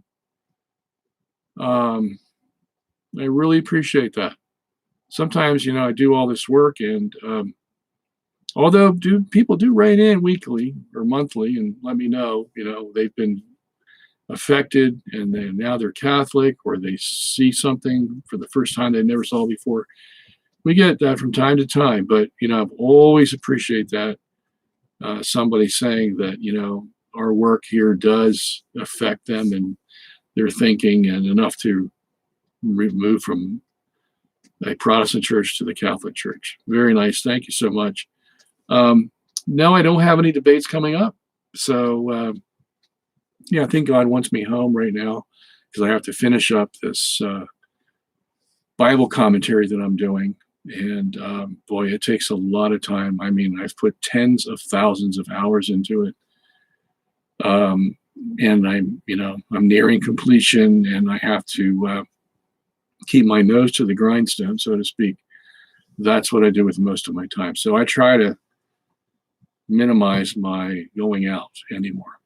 And I'm a lot older, don't have as much energy for all that stuff. So I don't anticipate any debates in the near future. The last one I had was against a flat earther, which was in Colorado, was it? 2 years ago, I think now. And that resulted in the book I wrote called Flat Earth, Flat Wrong, that you can pick up at robertsungenis.org. So, Brett, and still going at it. Okay, let me see.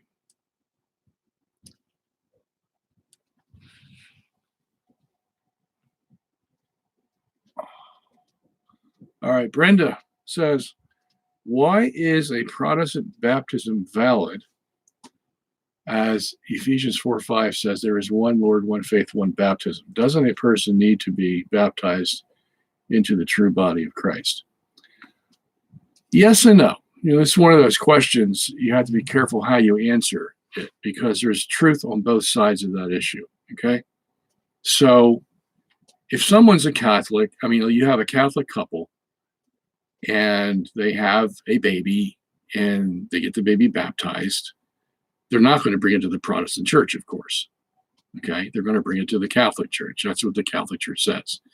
So the church is basically saying, in the normal everyday circumstances, there's no exigencies, there's no emergencies. You just have a normal situation. You baptize in a Catholic church. As a matter of fact, if you don't, I think there's a canonical law against that, and you can be disciplined for that. Okay. But as far as baptism, the church believes the baptism as a sacrament works ex opere operato. Okay. It's like the thing in itself. It operates in itself. Okay. It doesn't necessarily need a Catholic to administer it. It needs a human being, basically, who uses the water, who says the formula correctly. I baptize you in the name of the Father, Son, and Holy Spirit. Make sure that the parents are believers, they believe in God. Or if the adult is the baptismal candidate is an adult, then they make sure that they believe, and then they can administer the baptism. Okay, the church allows that, and the baptism is effectual because it works ex opere operato, in and of itself. Okay, it's its own operation. So, in that sense, it doesn't need the identity of the one who's administering it, because it works by itself. So in that sense, it doesn't need the identity of the one who's administering it, because it works by itself. Yeah, we can see why she would do that. Okay. All right, let me move on. All right. Rhett says their baptisms are valid, but they don't get sanctifying grace, and they are outside the body of Christ. This is what the church has always taught. No, it hasn't.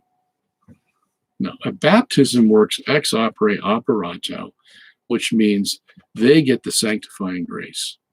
The only thing the church would require is an examination, is if the baptism was done properly, and all the right words were said, the water was used, you had a believer receiving it, all this, the church accepts the baptism. Okay. So I don't know where you're getting this, Rhett. You throw out all this stuff, and if you want to quote the place where you think this is said and it's true, please bring it forward. We'll look at it. Okay.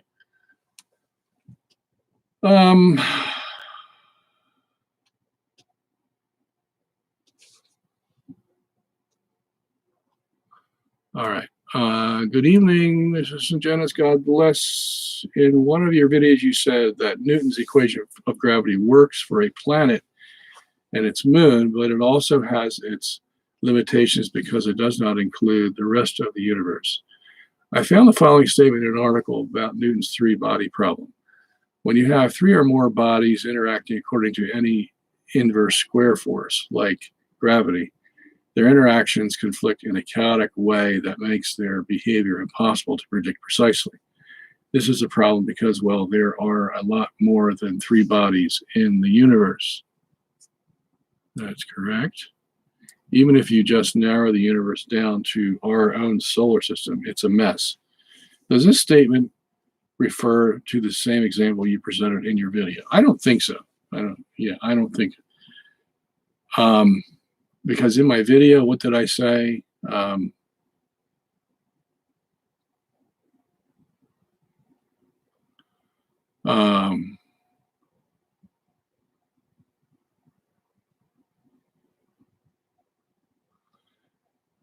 Yeah. What I meant there was not the 3-body problem or the 4-body problem. I was talking about the fact that his equation for gravity, F equals g/m/r², was formulated under the assumption that the solar system and its bodies was the only source of gravity or inertial forces. Okay. And so I put together this formula based on that assumption. But if that equation, the question is that equation just based on internal gravitational and inertial forces? Or does it already include what's going on out there in the rest of the universe and the forces that the stars as a group impinge on the solar system? Okay. So, and, Mach talked about this. He said the gravity of the stars is so intense that when we are driving down the road, so to speak, and we turn the steering wheel to the left and we go off to the right, he says that's caused by the tension of the gravity of the stars. Okay. So that's how much in Mach's theory, that's how much they influence what goes on in our solar system. Now, if that's true, then that's going to affect how we make an equation for how gravity and inertial force relate to one another. And the way that, Newton dealt with this is he left the inertial forces out of the equation and said they were just artifacts of motion. Mach said, no, those inertial forces are actually real forces. Okay, and you have to take them into account. And so if you took them into account, you would say F equals ma plus centrifugal plus Coriolis plus Euler forces instead of just F equals ma, you see. So when you have the inertial forces added to the equation to make everything work together, and how do we know that they believe this? Well, because when they send up probes and satellites, they have to add in those inertial forces by hand to Newton's F equals ma, or else that probe's not going to get to where they want it to go. So we know there's something additional happening whenever we say that one body is rotating around the other. Okay, we have these 3 inertial forces that we have to take into account that Newton so conveniently ignored and said that they were just artifacts. Well, if they're real forces, then they require real representation in our equations. That's pretty much what I was talking about there, if that helps you. All right, we got 1 more minute left. Rockstar. Since you are 100% Italian, who makes the best delivery pizza? Well, I don't know, because I don't order from Domino's or whatever, but there's this place down the street from where I live called Il Castello, and they make the best pizza as far as I'm concerned. So, but everybody's got their favorite pizza. Come on. Wherever you go, in my travels, wherever you go, everybody says they have the best pizza. Chicago, New York, LA, whatever. Everybody thinks they have the best pizza.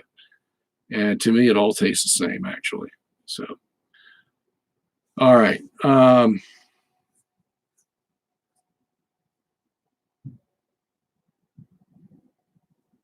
Yeah, about the Our Father question, John. I'm looking for that passage in Mark that he said, he quoted something. Was the exorcism of Emily Rose a true account? Yes, it was. Yes, it was. I know a priest who knows the girl. And, Hollywood does dress it up a little bit. Okay. But yeah, I mean, from all the evidence that I have seen, it is a true account. Okay.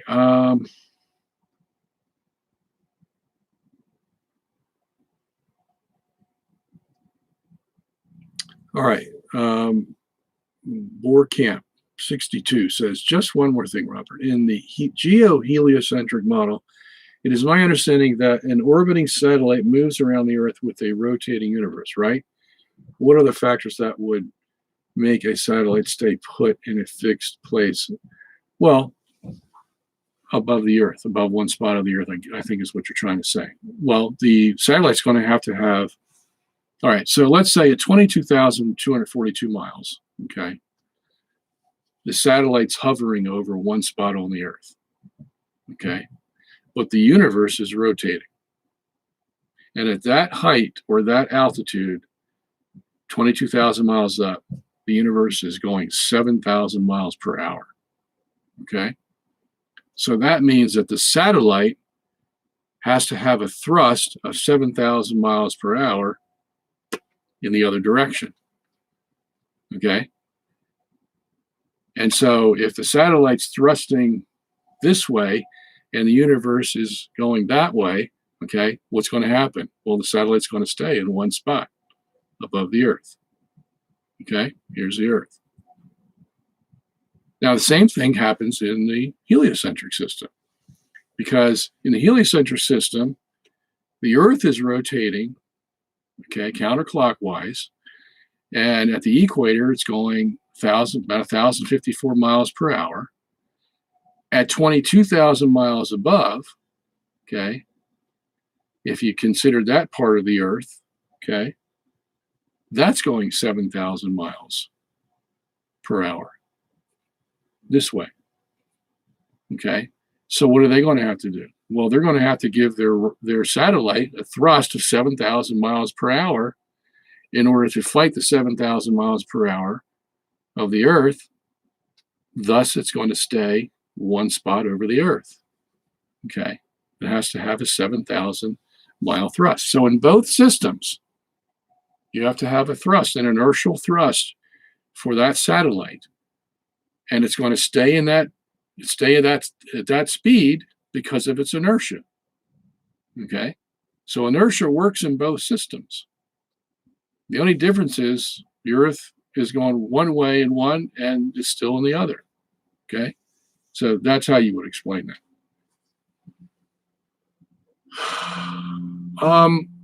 William says, was JP2 canonization valid? I don't know for sure, okay? I just know this, that canonizations are not infallible. The church has never taught that. There may be a lot of people who believe it, but the church has never made a doctrine about that. And you can read that in the Catholic Encyclopedia, okay? So, Dr. Sungenis, William, how do you come up with these questions? What did you give up for Lent? Basically gave up food. I'm just eating enough to survive because I got to get rid of this extra 50 pounds that I have. This is what happens when you sit behind a desk all day. Warning. Yeah, and once it's there, it just never gets off. So that's what I gave up for Lent. So William, I want you to pray for me, okay? I need your help in sticking to my promise for Lent to give up food and only take enough that I maintain my health. Okay, there you go.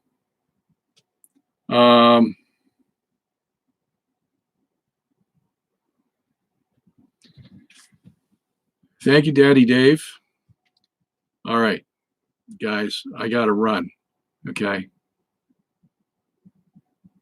It looks like Master Mason is taking up the rest of the space anyway. So, all right, guys, got to go. It's been nice being with you again, and I hope that I have helped you in a tremendous way in your walk with God and your knowledge of the church, the Bible, and science, so that you can lead a better life tomorrow in the eyes of the Lord. That's why I'm here. Okay? Now, before I go, let me encourage you once again to visit robertsungenis.org. Either buy a book or press the donation button and be sure to help me out. I hope I have helped you out tonight. All right, that will be it. God bless you. We'll see you next week, March 2nd, on Tuesday at 8 p.m. Bye-bye.